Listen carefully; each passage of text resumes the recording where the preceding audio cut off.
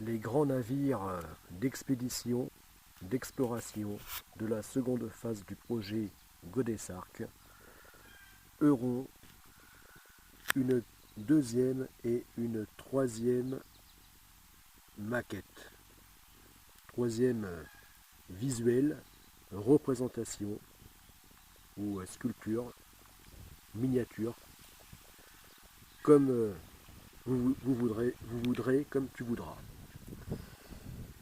Voilà. Donc ici, eh bien, on trouve donc la première maquette, toujours en finition, et donc au 1/4 centième.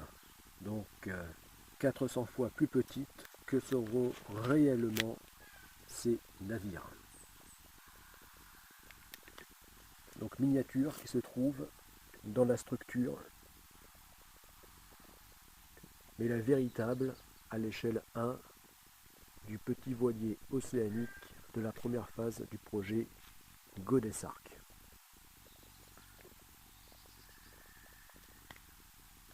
Revenons donc au navire de la seconde phase du projet Godessark, qui,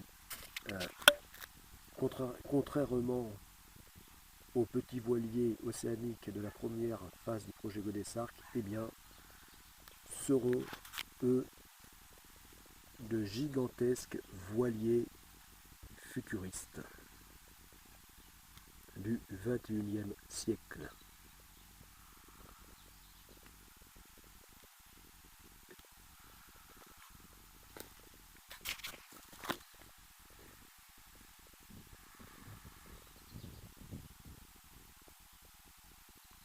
Et même XXIe siècle, puisque ces navires auront vocation à durer longtemps. XXIe siècle et peut-être même bien plus.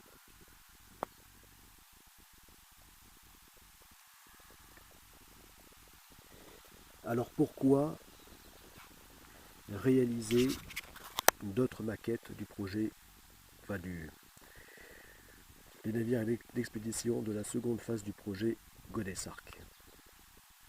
Eh bien parce que celle-ci est à une échelle trop petite. Ouais, 4 centièmes, c'est vraiment minuscule. Alors comme cette échelle est vraiment trop petite, eh bien, il est nécessaire, afin que vous puissiez bien vous représenter à quoi ressembleront réellement ces navires, il est nécessaire que j'en fasse une deuxième, une troisième, à une échelle un peu plus grande, c'est-à-dire au 1/200e.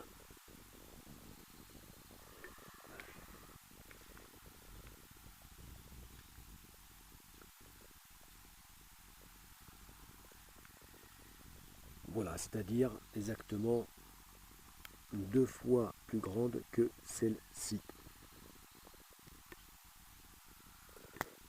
Alors l'intérêt, eh bien, c'est que, par exemple, eh bien, je pourrais rendre les coques latérales, les flotteurs,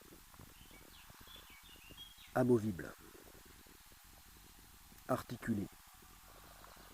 Parce que là, c'est tellement petit que je n'y arrive pas, ou du moins ce sera trop fragile. Donc,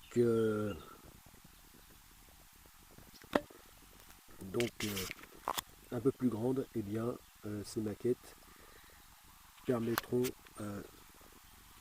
donc donc plus proche de ce que seront ces navires, donc d'articuler les coques latérales, les flotteurs. Voilà, et donc sur cette première représentation des grands navires du projet Godessark, de la seconde phase du projet Godesarc, c'est-à-dire les deux sister ships Godesarc Ambulocetus et Godesarc Mayacetus, qui seront autres que deux gigantesques dracars futuristes du troisième millénaire.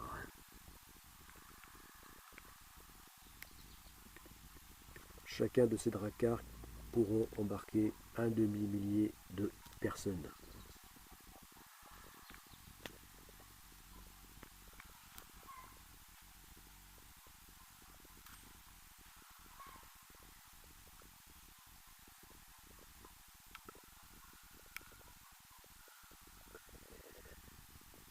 Voilà, donc ces deux nouvelles maquettes que je vais faire, hein, vraiment dans le but de communiquer, hein, de vous faire comprendre à quoi ils ressembleront.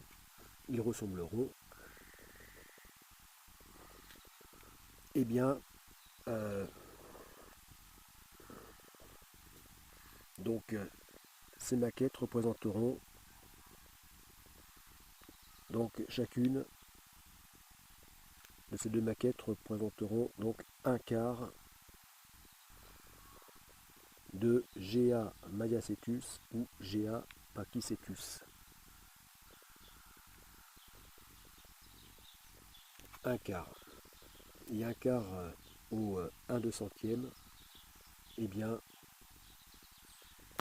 seront de la même longueur que celui-ci au 1/400, c'est-à-dire 40 cm de longueur.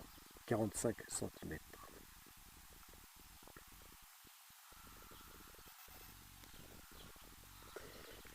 Voilà, donc ainsi, j'espère que vous pourrez mieux comprendre le concept et le fonctionnement des navires, des grands navires du projet Godesarc.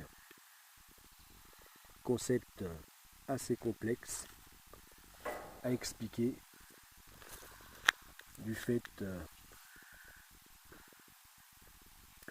que ces navires sont à géométrie variable et à taille variable et articulée.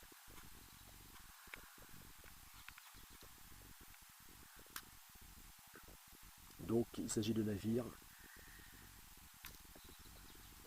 Godesarc sera un grand navire capable de se diviser en de multiples autres navires, de passer tant en mode multicoque que monocoque. Sera capable de se métamorphoser tant en catamaran qu'en trimaran, qu'en prao, que en monocoque. Voilà, donc cette première maquette le représentera uniquement en mode monocoque, c'est-à-dire tel qu'il est ici.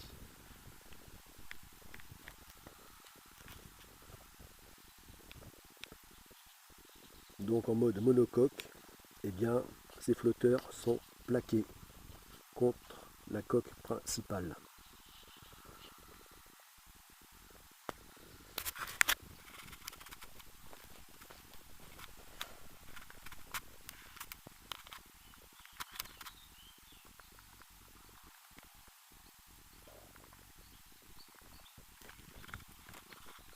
Long de 180 mètres,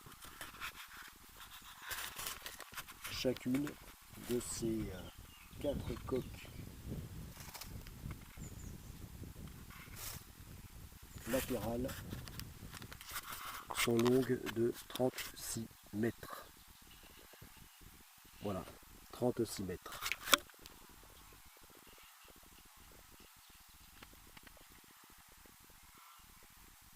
C'est-à-dire déjà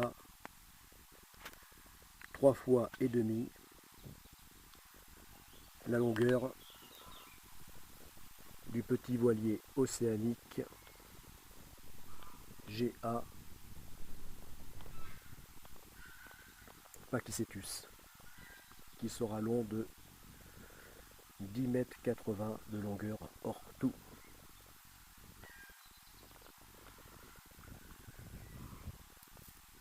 Voilà, donc là, en mode monocoque, eh bien, les GA Maiacetus et GA Ambulocetus, donc en mode 180 mètres de long, eh bien, pourront se transformer en multicoque pentamaran, en déployant leurs 4 coques latérales.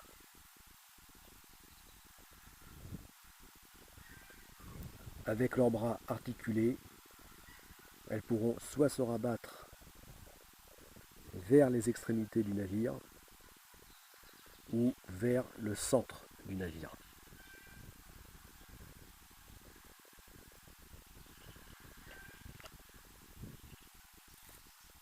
Donc ce grand navire révolutionnaire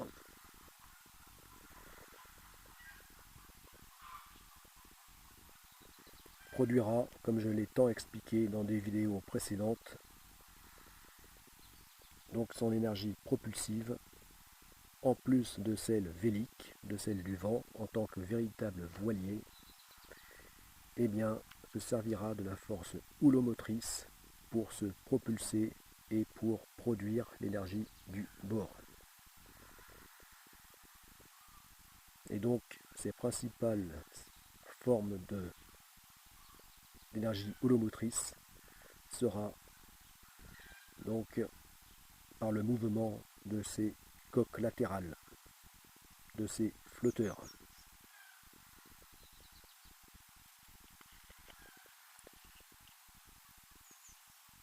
Ainsi que par le mouvement d'un navire, enfin le mouvement donc en mode Goddess Ark, en mode 360 mètres de long.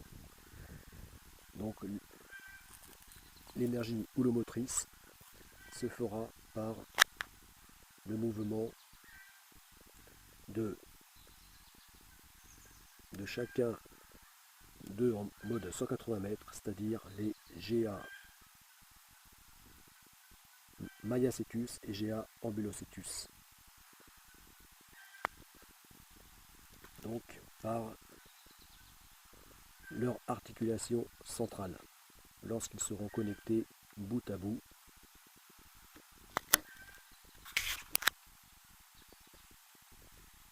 Donc les deux sister ships mis bout à bout formeront Goddess Ark en mode 360 mètres de longueur. Et là ici on le voit en mode 180 mètres,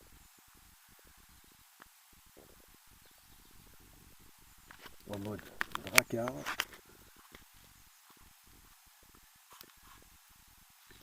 Drakkar, futuriste,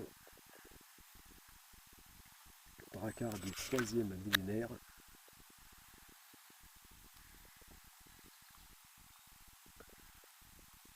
et donc en mode soit monocoque, soit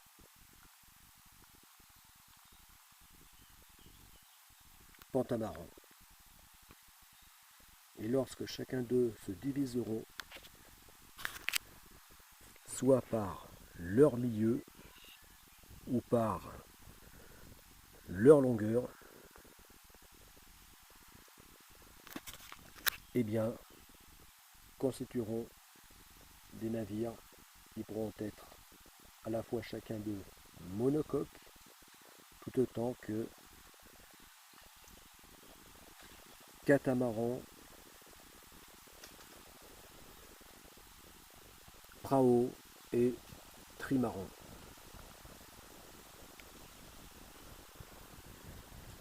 Donc, à expliquer,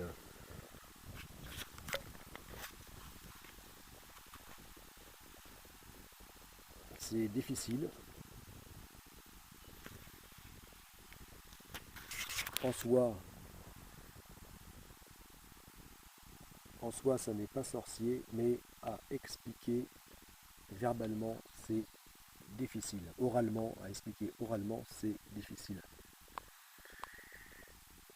Expliquer un tel concept de navire. Donc, le fait de fabriquer une 2 et 3e maquette donc nous permettra de mieux comprendre. Comme on dit, mieux vaut un dessin qu'un long discours.